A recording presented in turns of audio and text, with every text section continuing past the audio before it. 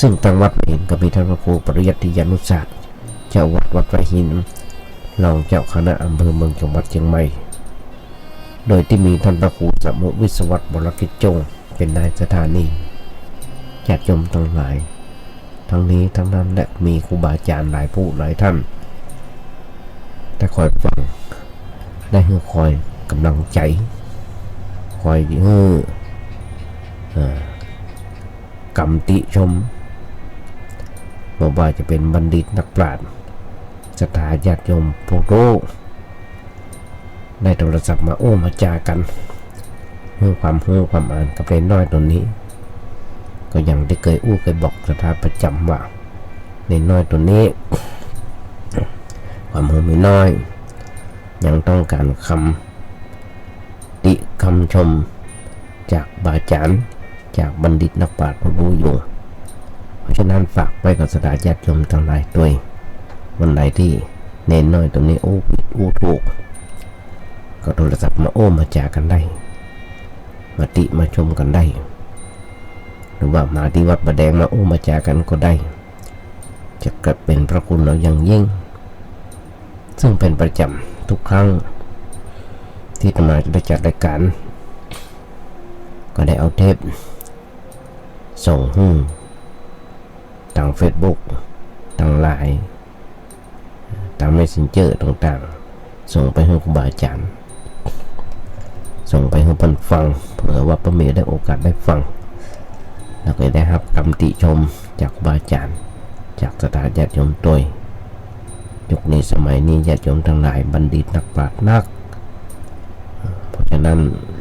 อันอย่างพระเจ้าตีไปแล้วมันผิดนะประตูประเดืออย่างโบราณพระถึงบอกปีหูสองน้องหูหนึ่งก็จะไปกึดเน้นน้อยแต่คนนี้เป็นคนอื่นคนไกลแต่ว่าเป็นลูกเป็นหลานเป็นน้องเป็นนุ่งมาเก่าตักเตือนได้จะเป็นพระคุณเราอย่างยิ่งเลยเพราะฉะนั้นญาติโยมทั้งหลายฝากไว้ตัวว่าเน้นน้อยตัวนี้วันนั้นวันนี้เป็นผิดถูกอะไรตอนเนี้ยเป็นเวลาจาก10 โมงขึ้นมาจนถึง11 โมงเป็นประจำของวันพุธ แล้วอาตมาจะเอาเทปเก่าๆที่ผ่านวันไปเปิดให้ฟังคำหนึ่งถ้าบทลืมนะวันอาทิตย์และวันพระจาก10 โมงจนถึงและจาก4 โมงจนถึง2 ทุ่มทุกวันทาง YouTube พ้องทั้งอย่างต่างๆที่มีให้ที่อำนวยความสะดวกของเราจะเป็นแบบนี้ฉะนั้นฝากไว้ญาติโยมทั้งหลายคนเฮามันนึกว่ามันต้องไปนึกว่าเน้นว่าจะเป็นคนอื่นคนไกลบอกนึกว่าเป็นลูกเป็นหลานซึ่งเวลาเนี่ยจาก10 โมงจนถึง11 โมงเป็นของถึงเป็นครั้งที่2คนบางคนหลายผู้หลายท่านด้วยกันกำลังกวาดกระหล่ำกลางควางซักเสื้อซักผ้าทำกับข้าวกับปลาให้ลูกหลานทันเต้าได้กินได้บ่ากันได้กินได้ว่าได้ใจกันก็ลากวิทยุมาหรือว่าเสียบวิทยุจากโทรศัพท์ฟังไปเป็นเพื่อนเป็นพ้องในย่ำเงาอย่างนี้ฝนบางเที่ยวฝนตกได้ยินเสียงฝนบ้างก็ซึ่งเป็นรายการสดกุฏิห้องทรงที่จะมาทำอยู่มันต่ำก็ได้ยินเสียงฝนตกปอกแป๊กเสียงอย่างต่างๆจะลดดิดดอดเข้ามาเพราะฉะนั้นฝากไว้ตัวถ้ามาได้เป็นบทกลอนว่าถ้าโลกนี้มีธรรมประจำที่เมื่อทำดีจะไม่ดีมีที่ไหนมีสุขบ้างทุกบ้างช่างปะไรเป็นวิสัยของมนุษย์ปุถุชนซึ่งขยายใจความให้ญาติโยมฟังได้หลายปีที่ดักเข้ามาก็ยังมาจบประเสียงกันทำไมถึงอย่างนี้มันเป็นอย่างที่เป็นบทกลอนเป็นวาดแท้หรือไม่เป็นแต่หรือไม่ซึ่งในความคิดของเราว่าแต่คนเฮาในญาติโยมทั้งหลายทุกเมื่อช่วงวันรู้จักอาบน้ำชำระล้างร่างกายมันหลายครั้งด้วยกันเพื่อกำจัดเหงื่อใครสิ่งสกปรกโสโครกที่มันติดมันเกาะทำร่างกายของมันเราแต่บ่เคยคิดจะ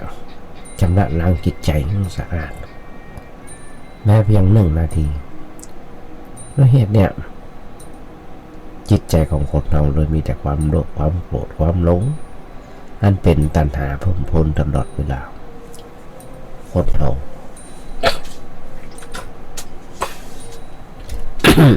ต้องจัดการชำระล้างจิตใจ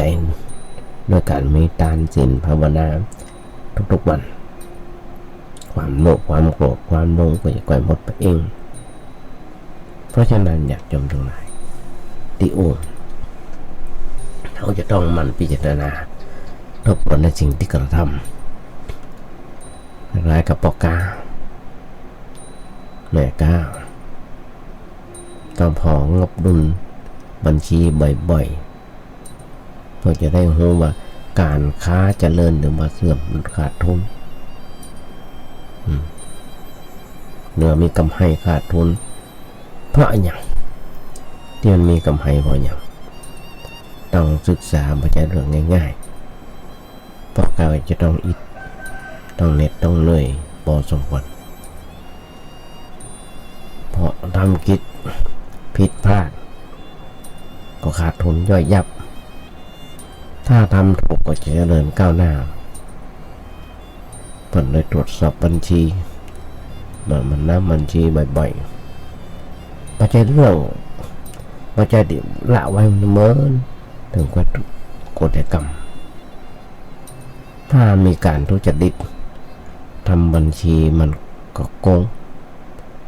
ถ้ามีคนทุจริตนะทำบัญชีโกงไว้เมินคนนายจ้างมาสนใจแล้วก็บอกเรื่องรายจ่ายทำให้เกิดความเสียหายชั้นใดเมื่อพิจารณาทบทวนแล้วนำมาปรับปรุงตัวเก่าในชีวิตเราก็เหมือนกันเราจะต้องสอบสวนทวนความตัวเก่าว่าในรอบอาทิตย์เนี่ยในรอบอาทิตย์หนึ่งเลยชีวิตเราเป็นอย่างไรมีอย่างเกิดขึ้นในชีวิตของเราพ่อสิ่งที่เกิดขึ้นนั้นเป็นความเสื่อมหรือว่าความเจริญไม่ว่าการก้าวหน้าหรือว่าการถอยหลัง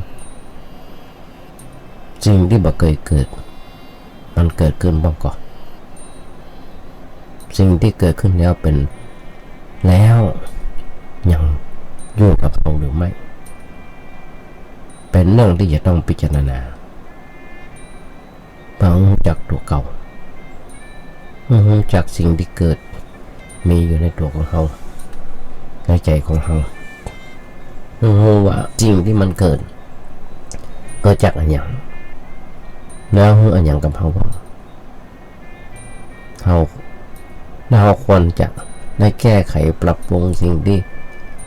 นี้โดยวิธีใดถ้าเรามันพิจารณาตักเตือนตัวกันอยู่อย่างนี้ความบกพร่องแม้จะเกิดขึ้นก็บ่เมินพอเกิดเรารู้แล้วว่าเราแก้ไขเราก็ต้องแก้ไขแต่ถ้าเราไม่ได้ตรวจสอบเราก็บอกว่าจะอันยังเป็นอันยังบางทีเผลอไปไกลเลยลืมคิงถ้านึกได้ก็อยู่ไปเพราะฉะนั้น องค์พระสัมมาสัมพุทธเจ้าเพิ่นสอนว่าต้องหมั่นทบทวนเรื่องของตัวเองคนอยู่ในวัยการศึกษาก็ต้องทบทวนบทเรียนคนที่ทำงานแล้วก็ต้องทบทวนผลงานที่เกิดขึ้นในรอบ7 วันคนที่ไปฟังธรรมไปวัดไปถือศีลฟังธรรมก็ต้องมันตรวจสอบสภาพจิตใจว่ามันมีขาดตกบกพร่องอะไรอย่างพ่อมีอย่างเกิดขึ้นมีอย่างตั้งอยู่มีอย่างหายไปสิ่งที่เกิดขึ้นนั้นเป็นฝ่ายใดเป็นฝ่ายกุศลคือฝ่ายดีฝ่ายกุศลคือฝ่ายดีว่าเนี่ยเป็นฝ่ายอกุศลก็คือฝ่ายชั่วถ้าฝ่ายดีก็เป็นความเจริญถ้าฝ่ายชั่วก็เป็นความเสื่อมเนี่ย เพราะฉะนั้นมาตรวจสอบความเจริญทบทวน ชีวิตบ่อยๆเราบ่ได้มีชีวิตอยู่เพื่อความเสื่อมแต่เราอยู่เพื่อความเจริญของชีวิตเลยต้องคิดทบทวนบ่อยๆทบทวนประจำทบทวนประจำอาทิตย์ทบทวนประจำเดือนถ้าสิ้นปีทบทวนใหม่เราบอกงบประจำปีก็จะได้รู้ว่าเราขาดทุนหรือว่ามีกำไรในรอบปีที่ผ่านมาความประพฤติปฏิบัติของเราเป็นอย่างไรฐานะทางเศรษฐกิจในครอบครัวของเราเป็นอย่างไรมีอย่างควรปรับปรุงมีอย่างบอกว่ามีอย่างควรแก้ไขต่อไปอันนี้คือถ้าเราบริหารงานก็ต้องตรวจสอบเหมือนกันที่งานมันล่มจมลงไปนะก็เพราะว่าผู้ที่เป็นเจ้าของนั้นไม่ค่อยสนใจเอาใจใส่ปล่อยให้ลูกน้องทำตามอำเภอใจถ้าได้คนดีมีศีลทำก็ยังชั่วก็ยังชั่วหน่อยถ้าได้คนบดีได้คนมามีศีลธรรมการงานเกิดตกต่ำล่มจมไปถึงกัน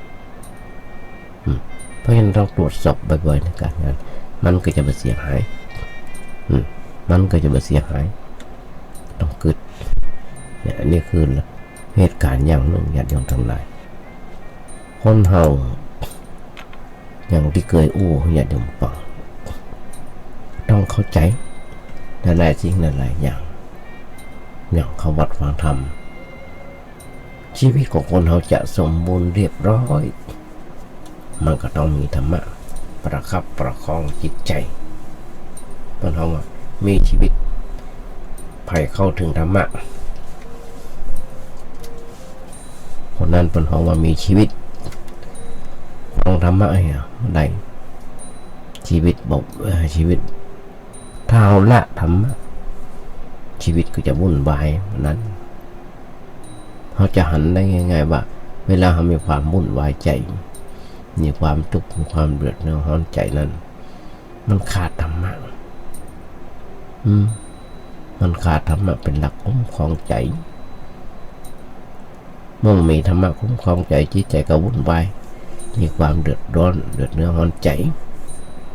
พอบอกเข้าถึงธรรมะก็จะหันหน้าอยู่ถึงเมื่อเช้าวันเนี่ยถึงตั้งไหนว่าพอข่าวพอทีวีพอหนังสือพิมพ์พอเฟซบุ๊กอย่างต่างๆทุกวันเนี่ยเขาจะหันได้ว่ามีการฆ่าตัวตายนักขึ้นมาทุกวันขึ้นมาทุกวันทำไมมีคนฆ่าตัวตายเมื่อทุกเช้าวันบางทีอย่างแต่ว่าวันซื้นที่หันอายุประมาณ60ขับรถแท็กซี่ก็ไปเผาตัวเก่าตายเนี่ยนะบางคนกินยาตายฆ่าตัวตายโดดตึกตายโดดสะพานลอยตายเพราะอย่างข้อมูลนี้บอกว่าจะเขาสนใจธรรมะธัมโมเพราะฉะนั้นสิ่งสำคัญที่สุดที่จะมาตะกี้มันเกิดความหลงความโลภความโกรธความหลงว่าด้วยความหลงของคนเฮาเมื่อใดที่คนเฮาถูกกิเลสถูกตัณหาถูกอวิชชาครอบงำเห็นแล้วก็มักจะหลงแสวงหาแต่เฉพาะสิ่งภายนอกบ่ได้แสวงหาสิ่งภายในคือบ่ได้เพียรสะสมอริยทรัพย์ไว้กับตัวเองคนเฮาเลยเสียเวลาชาติไปโดยเปล่าประโยชน์ก็มีโดยชีวิตของเฮาเนี่ยมันสั้นน้อยเดียวยัดเดียวตั้งหลายแถมมาพอเป็นช่วงที่เวลาที่คอยดิ้นน้อยนิดมาเทียบกับช่วงเวลาหลังความตายซึ่งตราบใดที่คนเฮานั้นยังมาสิ้นอาสวะกิเลสก็ชีวิตหลังความตายนั้นสิ่งที่เขาบัดได้มีแค่บุญและบาปนั้นนอกเหนือจากนั้นต้องคืนไว้ให้กับโลกมนุษย์ ตมาอู้เป็นประจำมาบุญต้องหับบาปทั้งละคนเฮาถ้ามาไผที่เพียรสะสมบุญบารมีอยู่เสมอเพียรเจริญอริยสัจสี่เพียรเจริญมรรคแปดเพื่อความพ้นจากทุกข์โดยสิ้นเชิงตัวอย่างความทุกข์เช่นความเกิดก็เป็นทุกข์ความแก่ก็เป็นทุกข์ความตายก็เป็นทุกข์ความเศร้าโศกความเพ้อลำพันความลำบากกายความลำบากใจกับความขับแค้นใจความประสบกับสิ่งที่ไม่ชอบความพลาดพลาดจากสิ่งที่ชอบความผิดหวังไม่ได้ตามที่ต้องการท่านก็ญาติโยมทั้งหลายความทุกข์ของคนเราโดย8ประการคนเราเป็นผู้ใจเวลาได้สะสมความเป็นมนุษย์ผู้เป็นสัตว์ประเสริฐมนุษย์รู้ว่าเป็นสัตว์ประเสริฐญาติโยมลองคิดไว้นะทุกอย่างมันเป็นอย่างนี้นี่คือหลายครั้งที่จะมาในญาติโยมฟังก็ยังลองคิดกันดูว่า คนเราบางครั้งหลงหลายสิ่งหลายอย่างอยากจะมาจะญาติโยมทำไมเนี่ยมีครูบาอาจารย์หลายท่านวันนี้บอกว่าจะเห็นทางทีวีทางหนังสือพิมพ์แม้กระทั่งทางเฟซบุ๊กต้นบอกว่าเสียดายจะเป็นเขียนออกมาส่งในวิดบุ๊กเฟซบุ๊กเสียดายที่ตามหาวิทยาลัยอาจารย์หาวิทยาลัยไม่ได้อ่านเพราะโดยอาจารย์ท่านหนึ่งคนที่เขียนไว้ถ้ามาหันแล้วหน้าหันใจเพราะสิ่งนั้นจะมาเกิดก็คือจะมาเกิดสิ่งที่ไม่ดีเกิดขึ้นอย่างแต่ว่าวันซื่นญาติโยมหันก่อนคุณครูเขานักเรียนมาถามว่าทำเป็นกิโลนะถามว่ากำหนึ่งอย่างนั้น1 กิโลไม่กี่กำเลยนอนตอบประถูกก็ว่าฟังคิดอะไรบุ้งห้องนอนมาตบปากละอ่อนก็มีหลายครั้งที่ครูบาอาจารย์เนี่ยมานั่งธรรมาภาพนั่นหลายครั้งที่จะมาได้อ่านจากหนังสือหนังหาแต่ป้าหนังสืออยู่เล่มนึงมันบอกว่าต่อไปนี้จะเป็นคำที่ขอบอกเป็นส่วนตัวในฐานะที่เปิ้ลเป็นอาจารย์มหาวิทยาลัยมา8 ปีเปิ้ลบอกว่าสิ่งที่จะฝากน้องๆที่เป็นอาจารย์มหาวิทยาลัยมีอายุ40ลงไปเป็นอาจารย์มหาวิทยาลัยนะและจะต้องอยู่กับมหาวิทยาลัยไปอย่างน้อย20 ปีบวกคงจะบัดเตือนรุ่นพี่หรือว่ารุ่นอาจารย์เพราะบางอ่าน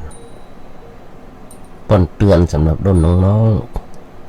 ๆในยุคที่มหาวิทยาลัยทั้งประเทศกำลังก้อยปิดตัวลงหลายมหาวิทยาลัยละญาติโยมทั้งหลายทั้งเมื่อเชื่อมันปิดตัวลงไปคนยุคใหม่ถามคำถามที่ง่ายๆแต่หนักหน่วงก็คือมหาวิทยาลัยมีไว้เนี่ยมหาวิทยาลัยมีไว้เนี่ยเดี๋ยวต้องไปเรียนมหาวิทยาลัยถึงจะมีชีวิตที่ประสบความสำเร็จแล้วสักวันหนึ่งคนคิดว่ามหาวิทยาลัยเป็นหรือว่าปริญญาไม่ได้มีความจำแห่งต่อไปไม่ต้องมีความจำเป็นแห่งต่อไปเมื่อความรู้เป็นของฟรีอยู่ในโลกออนไลน์เมื่อทักษะเป็นสิ่งที่หาได้จากการลงมือทำและเมื่อทัศนคติเกิดขึ้นจากประสบการณ์และบทบาทของมหาวิทยาลัยจะเป็นอย่างไร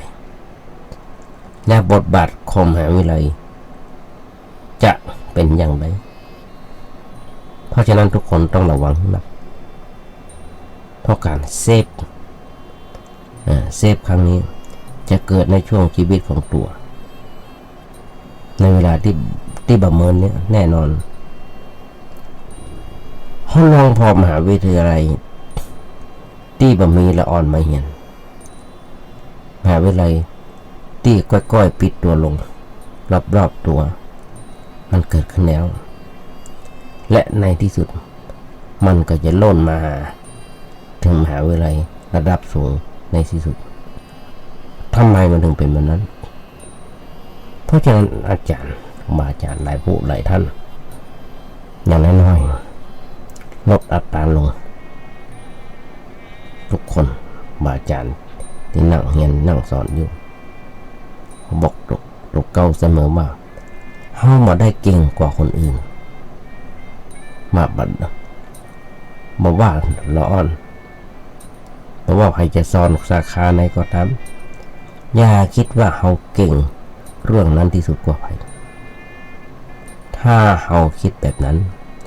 สมองจะปิดทุกคนอาจจะสอนวิชาหนึ่งที่ทุกคนมีความรู้ดีมากๆแต่การออกไปลงมือใช้ความรู้นั้นทำงานเพื่อเกิดผลจริงเป็นรูปธรรมเราต้องไปบริหารเงินบริหารความเสี่ยงและความเสี่ยงบริหารคนบริหารสถานการณ์ต่างๆให้นักมันต่างกับโลกทฤษฎีกล้าบอกอาจารย์ก่อนกล้าบอกอาจารย์สถาปัตย์ก็สถาปัตยกรรมศาสตร์ทำงานเต็มเวลามีทางออกแบบอาคารได้เก่งกว่าบริษัทชั้นนำของประเทศในโลกเอกชนหรอกนั่นเนี่ยเพราะอย่างเพราะทำงานจริงๆตลอดเวลาทำทุกวันเพราะฉะนั้นต้องให้เกียรติทุกคนที่อาจจะมาได้จบด็อกเตอร์หรือว่ามีตำแหน่งวิชาการเหมือนอาจารย์ทุกท่านแต่อาจจะเก่งกว่าหมู่ออกมาอาจารย์นักในทางปฏิบัติสรุปก็คือทฤษฎีกับบริการปฏิบัติมันต่างกันทฤษฎีนั่นคือตามในหนังสือตามที่ครูบาได้เรียนสอนมาอาจารย์ได้สอนมาแต่เราไปหันต้นทำแล้วอาจารย์มาสามารถจะปฏิบัติอย่างเพิ่นได้อย่างนั้นคือความสะอาดอย่างนั้นคือความรักน่วงอย่างนั้นคือการตักแดดตักฝนจิปาถะที่เขาอาจารย์บ่เคยกันมีแต่ทฤษฎีนั่งในห้องแอร์ถ้าหากมาวัดกันที่การทำงานเพื่อหันผลอาจารย์จะสู้เพิ่มมาได้ก็ถึงบอกอาสาเพิ่งอาศัยน้ำเพิ่งเรือเสือเพิ่งป่าเพราะฉะนั้นเราควรจะหาคนเก่งที่ระดับนี้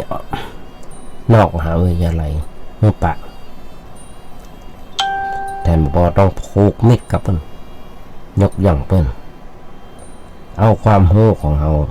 ปิกเข้ามากลั่นกรองลูกศิษย์ลูกหาให้หนักที่สุด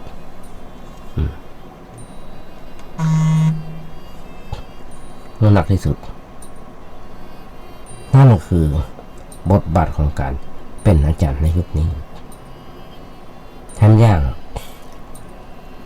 เรามาเปลี่ยนจากศูนย์กลางแห่งความรู้เป็นศูนย์กลางเป็นกระจายความรู้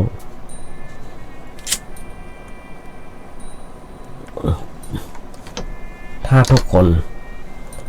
ทำข้อแรกได้ทุกคนก็จะเริ่มหันความเทพของตัวเก่าหรือว่าเทพของคนเก่งในวงการจริงๆแล้วได้แต่หนักว่ากูบ่ได้เก่งญาติโยมทั้งหลายอาจารย์ก็เริ่มบอกว่าเก่งในทฤษฎีส่วนมาก ในภาคปฏิบัติมาได้ก็ลองไปแบกสว่านเจาะปูนก่อนเนาะได้อย่างเปิ้นกว่าทุกคนมาได้เก่งแต่เมื่อน้องๆหรือว่าครูบาอาจารย์มาได้เก่งอยู่เสมอเราก็ต้องเปิดอกเปิดใจเปิดอยู่เสมอเปิดใจอยู่ทุกคนต้องเรียนรู้ไปเรื่อยไปก็อย่างที่เคยครูบาอาจารย์มันบอกการเรียนรู้ต้องเรียนรู้ตลอดชีวิตเรียนรู้จากที่เกิดมาเป็นคนที่เป็นศูนย์กลางของห้องเรียนในฐานะผู้ทรงความรู้จะได้เปลี่ยนมาเป็นศูนย์กลางแบบคือศูนย์กลางของเครือข่ายของการส่งข้อมูลความรู้จากที่เป็นอย่างก็เนี่ยเป็นบ่าลืมไปละหาข้อมูลจากโลกภายนอกมาสอนนิสิตมาสอนลูกศิษย์และเอาของดีๆของนิสิตของลูกศิษย์ลูกหาของเปิ้นตาเปิ้นไปนำเสนอองค์กรภายนอกเอาไปใจได้นิสิตนักศึกษาหรือว่าลูกหลานลูกน้องลูกศิษย์ลูกหาของเขาไปได้ประสบการณ์ใหม่ๆเปิดโลกทัศนะของเปิ้นเป็นการต่อสายของเปิ้นพัฒนาไปทางหน้านักขึ้นเรื่อยๆแหมย่างคนเฮาทุกคน อย่าขาดการติดต่อกับโลกภายนอกมหาวิทยาลัยความรู้โลกภายนอกโลกแห่งการประกอบวิชาชีพหรือว่าโลกแห่งการบริหารต่างๆนั้นเป็นสิ่งที่พัฒนาไปอย่างรวดเร็วบ่น้อยเลยซึ่งในแต่ก่อนญาติโยมทั้งหลายเขาอ่านจากหนังสือตำรับตำราและเอามาปรับสอนลูกศิษย์ลูกหาท่านทำได้ทุกคนทำได้แต่ในปัจจุบัน น้าอ่อนต้นอ่านตำราได้ตันกับเฮาแล้วก็ดู YouTube ได้เว่ยๆพอๆกับเฮาได้เว่ยๆพอๆกับอาจารย์บางทีอาจารย์บอกเรื่องซ้ำไปเปิดคอมยังบ่จ้างเปิดโน้ตบุ๊กยังบ่จ้าง และเรื่องในบางเรื่องญาติโยมทั้งหลายต้นอ่านจะเก่งกว่าครูบาอาจารย์ด้วยซ้ำไปเพราะฉะนั้นครูบาอาจารย์ต้องหมั่นหาความจริงจากโลกที่มันเคลื่อนมันหมุนอย่างรวดเร็วสรุปเองต้องมาเขียนหรือว่ามาสร้างองค์ความรู้ต่อเนื่องญาติโยมทั้งหลายทุกท่านที่เป็นครูบาอาจารย์ฟังเน้นน้อยตัวนี้เน้นความรู้ที่เป็นหลักเขียนชื่อคนเองจากสิ่งที่ได้ทำมาคนภายนอกที่เปิ้นเก่งปฏิบัติเปิ้นอาจจะเขียนหนังสือบ่เป็นจริงอย่างเปิ้นว่าเปิ้นบ่สามารถจะเขียนได้แต่เฮาเขียนแบบได้อย่างไรเพราะฉะนั้นทุกคนที่เป็นครูบาอาจารย์ในฐานะคนเขียนต้องเป็นคนเขียนสรุปความรู้เปิ้นมีอำนาจญาติโยมทั้งหลายแต่บ่สามารถจะได้นักเพราะเวลามันน้อยเพราะเวลามันน้อยที่มานั่งนั่งจากญาติโยมดำน้อยเพราะฉะนั้นคนเฮามีความเข้าใจในเรื่องนี้อย่างที่บอกตะกี้ว่าคนเฮาทุกคน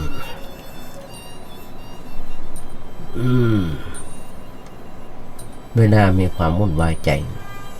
มีความทุกข์มีความเดือดร้อนใจก็เพราะขาดธรรมะเป็นหลักของใจ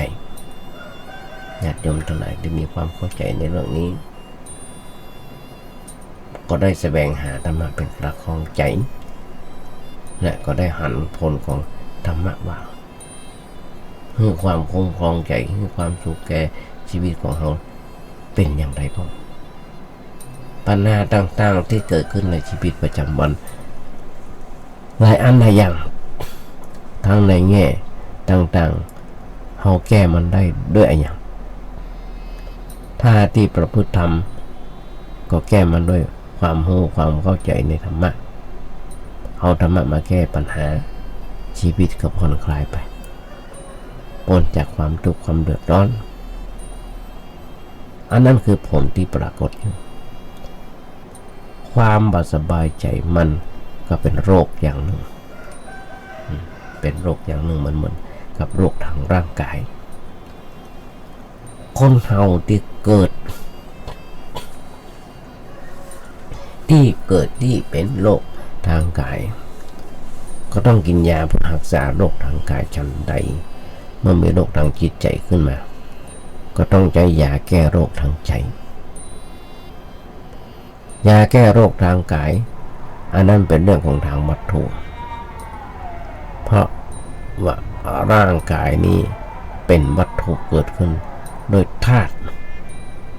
มีหลายๆอย่างต่างๆการมีโรคร่างกายก็เนื่องจากว่าอันอย่างบางอย่างขาดไปความต้านทานก็น้อยความต้านทานก็น้อยไปเลยเป็นเหตุให้เกิดโรคทางกายขึ้นมาแต่ถ้าหากว่าเฮาบ่ฮู้เต่าฮู้ตันโรคนั้นก็จะกำเริบเสืบสานทำให้เฮาต้องพ่ายแพ้แก่โรคร่างกายก็ต้องแก่ความแตกดับลงไปได้ฉันได้ในเรื่องทางจิตใจนี่ก็เหมือนกันมีโรคทางใจเกิดขึ้นบ่อยๆก็อย่างที่ญาติโยมทั้งหลาย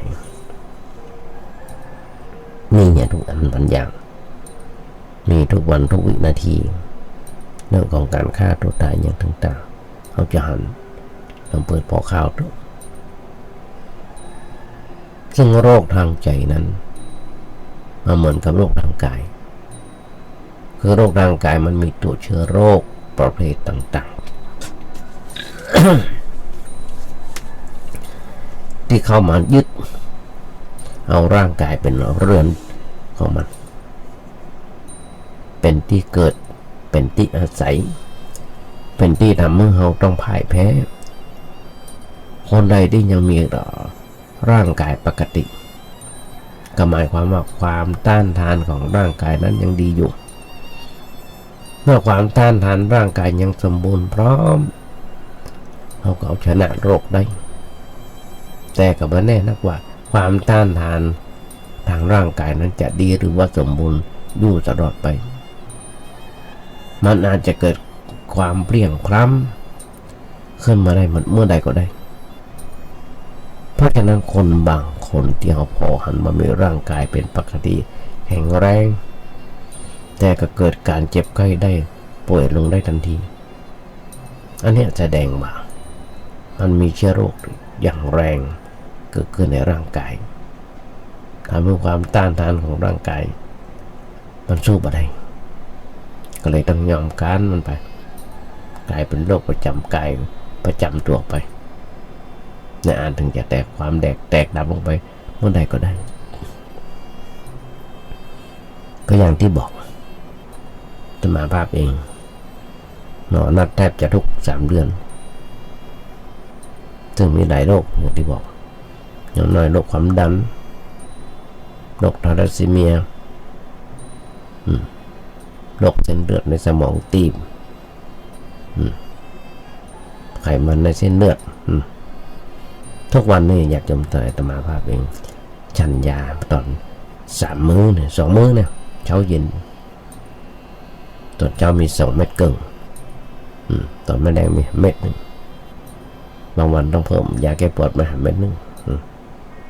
เป็นไม่ได้หรอกต้องต่อสู้กับมันต่อไป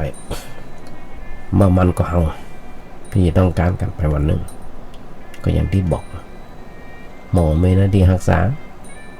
เอามีหน้าที่ปฏิบัติตามที่หมอคุณสั่งก็ต้องเรียนรู้กันไปถึงหมอถึงเฮา เราต้องเรียนรู้ในเรื่องของโรคการเรียนรู้ในเรื่องของโรคทางกายก็เพื่อจะได้ป้องกันแก้ไขเมื่อโรคนั้นเกิดขึ้นเนี่ยเราก็จะได้มีชีวิตเป็นปกติมาวุ่นวายนักเกินไปชันใดเรื่องของจิตใจของเรานี่มันก็เหมือนกันเมื่อมีโรคทางใจเกิดขึ้นก็ว่าเราพ่ายแพ้ต่อสิ่งที่ยั่วยุนั่นคืออารมณ์ประเภทต่างๆที่เข้ามากระทบประสาททั้งห้านั่นคือตาหูจมูกลิ้นกายและใจอันนี้เป็นประตูแห่งโรคทางใจเพราะมีสิ่งภายนอกมากระทบเมื่อมีสิ่งภายนอกมากระทบแล้วเราบ่สามารถจะต่อสู้มันได้เราก็พ่ายแพ้แก่สิ่งนั้นการพ่ายแพ้กับหมดความก็หมายความว่าเขาตกไปเป็นทาสของสิ่งนั้นเช่นตกไปเป็นทาสของรูปรสกลิ่นเสียงสัมผัสอันเป็นเรื่องของวัตถุเหมือนกันที่เป็นห้องว่ามัวเมาในวัตถุลงไหลอยู่ในสิ่งนั้นมองจักจบมองจักสิ้นจิตใจกระวนวายมีปัญหาเกิดขึ้นบ่อยๆถึงกับเสียผู้เสียคนไปเลยก็ได้อย่างอยากเจอพอข่าวทำเหมือนกันมาก่อนขี่รถข้ามจังหวัดเพื่อไปของงอคืนดีไปของงอคืนดีกับเปิ้ลแต่เปิ้ลมันยังงอคืนดีด้วยจอดรถโดดลงสะพานเนี่ยบางทีก็รถไปชนเปิ้ลตายเหี้ยชนหัวชนเสาไฟฟ้าตายเหี้ยแต่ว่านั่นหรอกเนี่ยคือโรคสัมผัสอย่างต่างๆการสูญเสียร่างกายนั้นจนเสียผู้เสียคนไปการสูญเสียทางร่างกายนั้นมาเป็นการสูญเสียเท่าใดแค่การสูญเสียทางด้านจิตใจนั่นแหละเป็นความสูญเสียอันยิ่งใหญ่ในชีวิตของเราจะใหญ่ระดับไหนก็จะระดับด็อกเตอร์ก็จะระดับ พระสงฆ์องค์เจ้าระดับชั้นไหนก็ถ้าสูญเสียขึ้นมาทางด้านจิตใจขึ้นมาแล้วก็ห่อเหี่ยวเป็นความสูญเสียอันยิ่งใหญ่ในชีวิตของเราเพราะคนเราถ้าใจมันเสียแล้วมันยังก็จะปล่อยเสียไปหมดแม้ร่างกายจะเป็นปกติแต่ว่าจิตใจมันเสียกำลังไปจะเป็นคนที่สมบูรณ์อยู่ได้อย่างไรกำลังใจจะสูญเสียก็เพราะว่าปล่อยตัวปล่อยใจนักเกินไปในสิ่งต่างๆที่เป็นวัตถุอันเกิดขึ้นกระทบทางจิตใจเขาไม่สามารถจะเอาชนะสิ่งนั้นได้ที่ไม่สามารถจะเอาชนะได้เพราะอย่างเพราะว่ามันมีสติปัญญามันมีปัญญามันมีสติมันมีปัญญาตัวสติซึ่งตัวสตินั่นก็คือตัวธรรมะปัญญาคือตัวธรรมะหลายครั้งซึ่งเราบ่มีธรรมะกลุ่มครองจิตใจ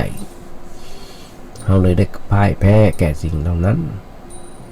แต่ถ้าเรามีสติหูตันมีปัญญาหูเต่าต่อสิ่งนั้นเราบ่พ่ายแพ้แก่อารมณ์สิ่งใดมากระทบเราก็โยนมันไปปัดมันไปมันยอมมาไว้ด้วยความบ่เข้าใจแต่ว่าเราจะเข้าไปเกี่ยวข้องกับสิ่งเหล่านั้นด้วยความรู้ความเข้าใจเพราะว่าด้วยความรู้เต่าหูตันเพราะฉะนั้นความรู้สึกที่รุนแรงญาติโยมลองคิดก่อนนะถ้าเขาหูบ่เต่าบ่หูบ่ตันก็ทำเขาเสียหายคือทำให้เกิดความรู้สึกรุนแรงในเรื่องนั้นความรู้สึกรุนแรงมันเป็นไปในทางรักก็ได้ทางชังก็ได้ ทางลงก็ได้หรือว่าทางใดทางหนึ่งก็ได้ ถ้ารุนแรงแล้วมันก็วุ่นวายเดือดร้อนแต่ถ้าเป็นไปในทางแต่พอดีก็จะบ่เกิดความเสียหาย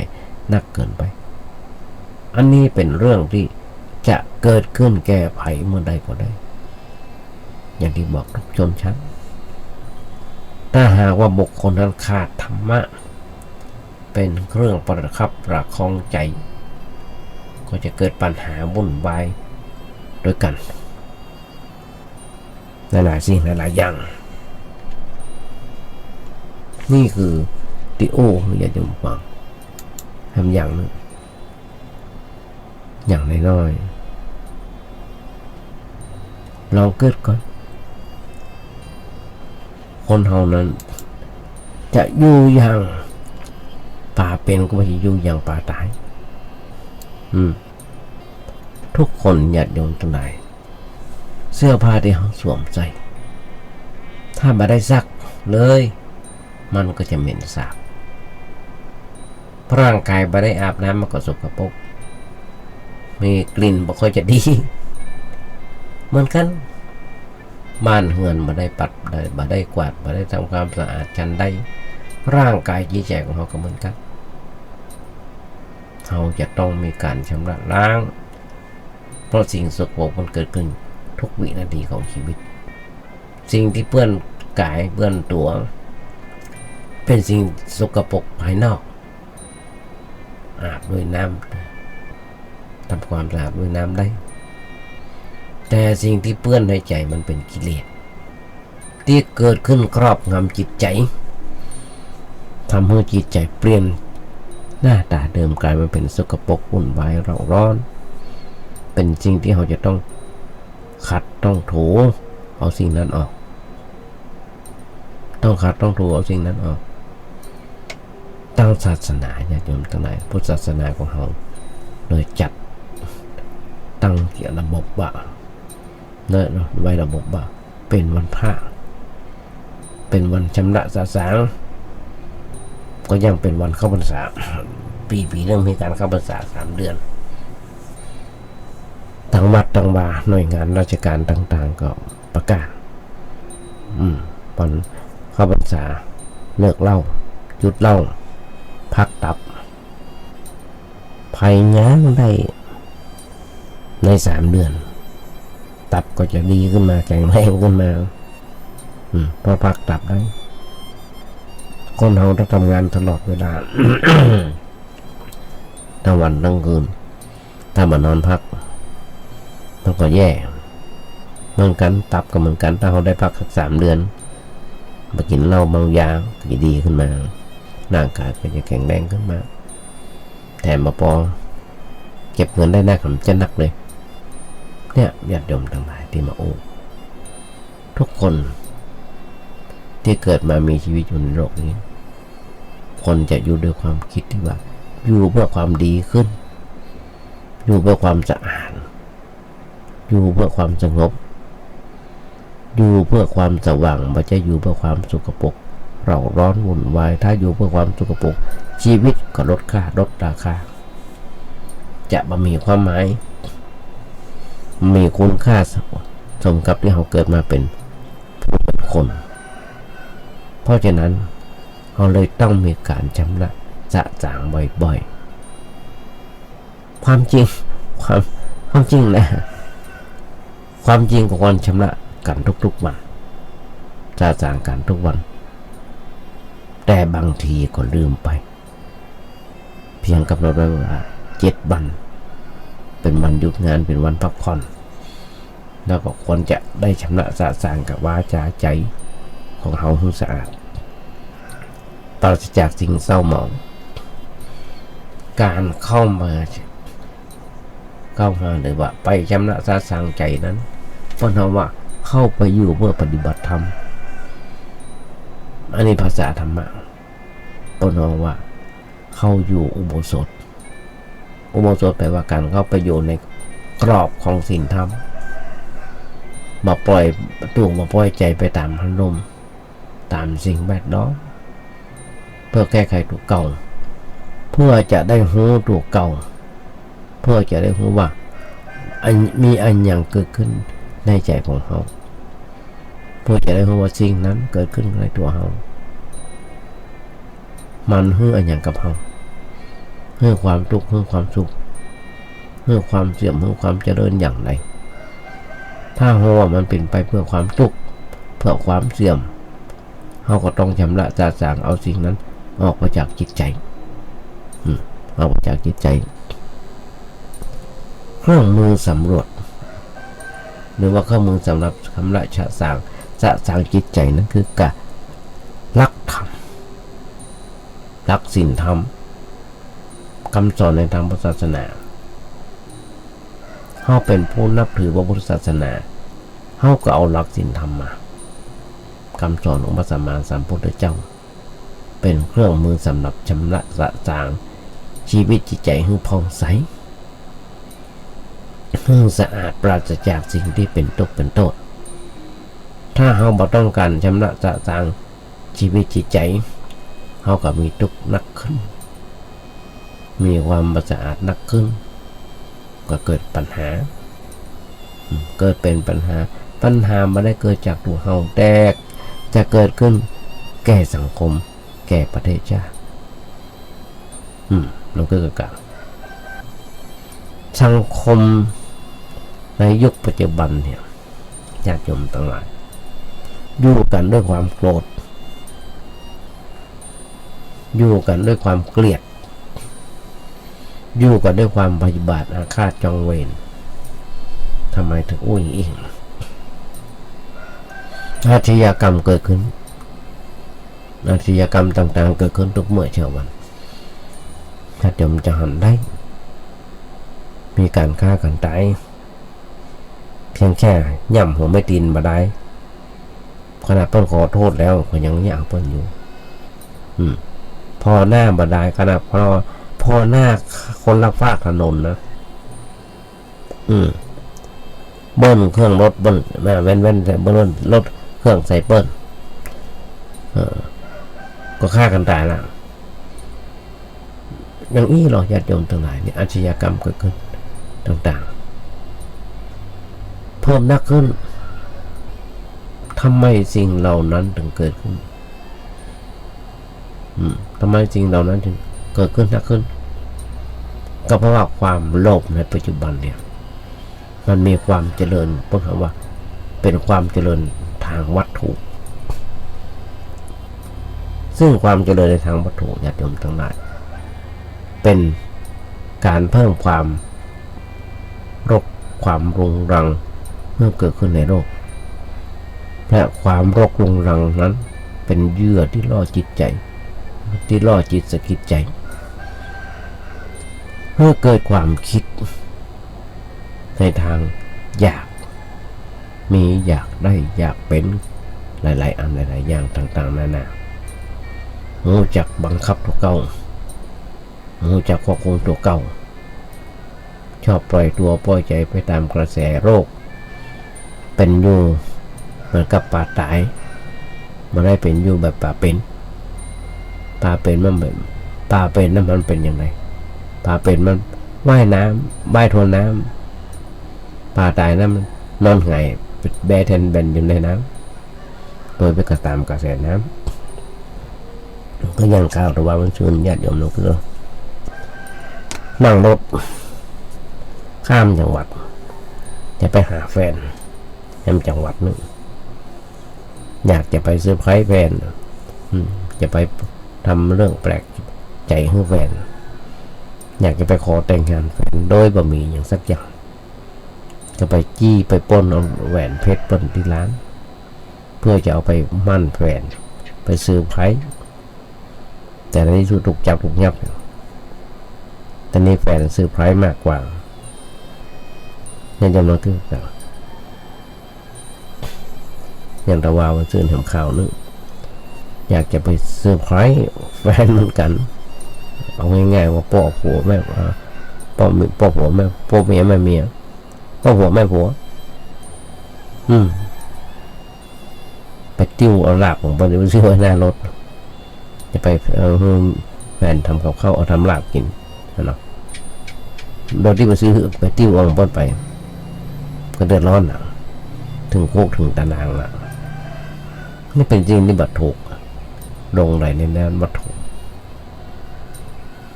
ตอนนั้นมีหลานสาวอยู่คนนึงป้นไปทำงานแต่ไปแต่งงานอยู่ที่ญี่ปุ่นป้นโอ้ฟังว่าป้นเนนญี่ปุ่นนะป้นเลี้ยงปลาชนิดหนึ่งวันในบ้านป้นห้องว่าปลาคราบราคาจะสูงแป้งบอกป้นเลี้ยงไว้ทั้งอย่างป้นเลี้ยงไว้สอนลูกป้นว่านะรู้จักต่อสู้กับชีวิตรู้จักต่อสู้กับปัญหาชีวิตเพราะว่าป้นจะปล่อยน้ำไหลเบา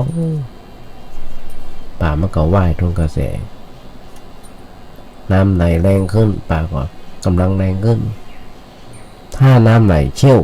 ป่าก็จะทวนกระแสอยู่ตลอดเวลานั่นคือลักษณะป่าเป็น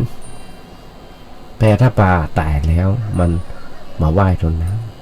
ำมันหงายท้องแล้วไหลไปตามกระแสน้ำจนเน่าจนเปื่อย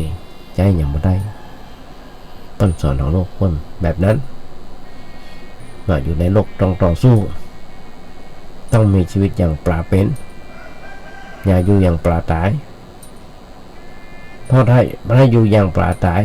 ก็คือเขาตายทั้งเป็นคนตายทั้งเป็นคนบ่มีราคาบ่มีความหมายเลยต้องต่อสู้ปัญหาชีวิตบ่ปล่อยตัวบ่ปล่อยใจไหลไปตามอารมณ์ไหลไปตามความอยากที่เกิดขึ้นต้องทำว่าอยู่ทนกระแสทนกระแสไม่ทำนักญาติชนทั้งหลายแต่ว่ามาเร็วเวลาหมดแล้วโอ้กำลังม่วนทันทีต้องนำรายการนี้จากไปละเดี๋ยวเวลาหน่อยนึงก็ขอเอางานบุญงานกุศลมาโอ้ญาติโยมทั้งหลายกันซึ่งทางวัดของเขาญาติทางวัดประแดงของเขาญาติโยมทั้งหลายตอนนี้มีการก่อร่างห้างแปลงเสนาสนะที่วัดประแดงซ่อมแซมกาวบูรณะอย่างต่างๆแปลงอย่างต่างๆเสร็จสำเร็จลุล่วงไปละตอนนี้เหลือบันไดนาคที่จะต้องมีการทำนุบำรุงซ่อมแซมก็เป็นอย่างไรตอนนี้กำลังรอคณะวิศวกรรมมหาวิทยาลัยเชียงใหม่เปิดมาคณะวิศวะเปิดมาปรับปรุงมาทำแบบทำอย่างกันต้องรอหันสักน้อยนึงแล้วต่อมาจะมาประกาศให้ญาติโยมทั้งหลายแต่ว่าก็ยังพอร่วมทำบุญสุนทานกันได้ว่าจะมีส่วนช่วยเหลือจากด้วยกันนะพ่อญาติโยมโทรศัพท์ไปถามท่านพระครูเจ้าวาดได้เบอร์ท่านพระครูเจ้าวาดมีเบอร์อยู่ว่า0818815690 โทรไปถามคนใดมีคนช่วยเหลือเนี่ยพอจะอนุทำนุบำรุงช่วยเหลืออย่างกันได้พ่อทั้งนี้ญาติโยมทั้งหลายธรรมภาพโอ้เป็นบทกลอนว่าถ้าโลกนี้มีธรรมประจำที่เมื่อทำดีจะไม่ดีมีที่ไหนมีสุขบ้างทุกบ้างจังปะไรเป็นวิสัยของมนุษย์ปุถุชนก็ขยายใจความให้ญาติโยมฟังได้แบบเนี้ยวางใจเป็นอย่างยิ่งวันนี้ญาติโยมเขาได้ยังมาหนักกันน้อยยังมาจบเรื่องถ้าจะไว้ต่อในวันพุธต่อไปถ้ามีโอกาสโดยสุขภาพแล้วบอกว่าจะเต็มร้อยแต่มาภาพเอาเท่าที่ได้ท้ายนี้แล้วญาติโยมทั้งหลายก็ขอกราบขอบคุณในน้ำจิตน้ำใจของครูบาอาจารย์โดยเฉพาะท่านพระครูสมบุติวิศวะวรกิจโจนายสถานีที่คอยเปิดเครื่องเปิดเทพธรรมภาพได้มีการฝึกกันหัดในการนำเอานำทำคำสอนองค์พระสัมมาสัมพุทธเจ้ามาโอ้มาจ่ายญาติโยมทั้งหลายซึ่งเป็นการตอบแทนน้ำจิตน้ำใจซึ่งก็สถานที่ยอมที่ส่งเข้าป่าอาหารมาธรรมภาพตลอด30 กว่าปีวางใจเป็นอย่างยิ่งว่าญาติโยมคงได้อายัมมานักกันน้อยถ้าได้กลับวันนี้ญาติโยมทั้งหลายทำวันนี้เสิร์ฟอาจจะเป็นวันเกิดครบรอบวันเกิดลงไปคงได้ก็เนี่ยธรรมภาพพอรวยพรสถานญาติโยมมีความสุขมีความเจริญคิดสิ่งหนึ่งสิ่งใดจงความมุ่งมั่นปรารถนาขอญาติโยมอย่าเจ็บอย่าไข้กันเลยขอเจริญพร